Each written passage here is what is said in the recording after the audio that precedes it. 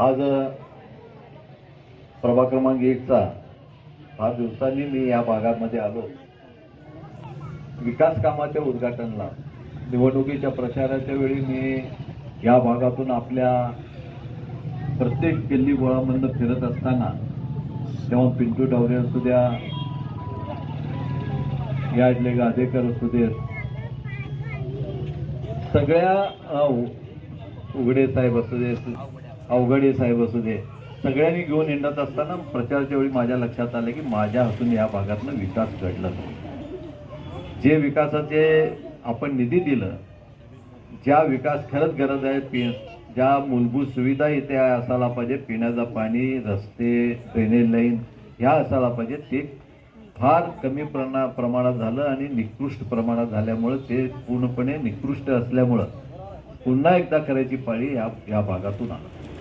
आणि मी त्यावेळी सगळ्यांना शब्द दिलो होतो की बाबा निवडणूक होऊ द्या, आपण लवकरात लवकर हे कामं मी पूर्ण करून देतो. आज या भागाचे ड्रेनेजसाठी 1,44 लाख रुपये याची मंजुरी मिळालं आणि या कामाचंच आज माझ्या 4 दिवसाखाली पिण्याच्या पाण्याचंही पाईपलाईनसाठी जी निधी मिळाली त्याचंही उद्घाटन झालेलं आहे.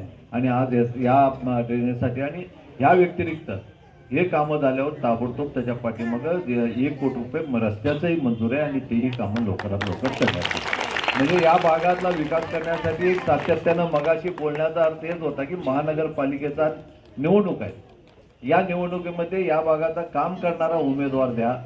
गेल्या वेळी आमच्या जे नगरसेवक आम्ही निवडून पाठवलं त्यांच्या हातून काम होऊ शकलं नाही आणि त्यामुळे या वेळेला ह्या भागातला विकास होत असेल तर स्थानिक उमेदवार पाहिजे आणि स्थानिक उमेदवार चांगला असायला पाहिजे. पिंटू डावरे म्हणले की चारित्र्यवान पाहिजे. या सगळ्या गोष्टीचा विचार करून तुमच्या सगळ्यांचं मत घेऊन या भागात उमेदवारी दिलं जाईल. या भागातला विकास करणं हा माझा कर्तव्य आहे. अजूनही 4 वर्षामध्ये एकही काम शिल्लक ठेवणार नाही. तुम्हाला सगळ्याला शब्द देतो. आणि जेव्हा आज सांगायचं एवढंच आहे की डावरे साहेबांचं पूर्वी माझ्याशी जास्त घसत नव्हतं, पण ह्या निवडणुकीपासून जास्त झालं.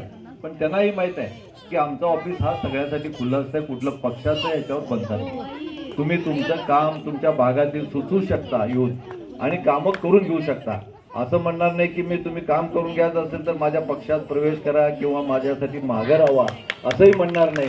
या भागातला विकास व्हायला पाहिजे, या भागातले कामं व्हायला पाहिजे. आपण जेव्हा आपल्याला मतं दिलं, आपण जेव्हा आपल्या या भागातून लोकप्रतिनिधी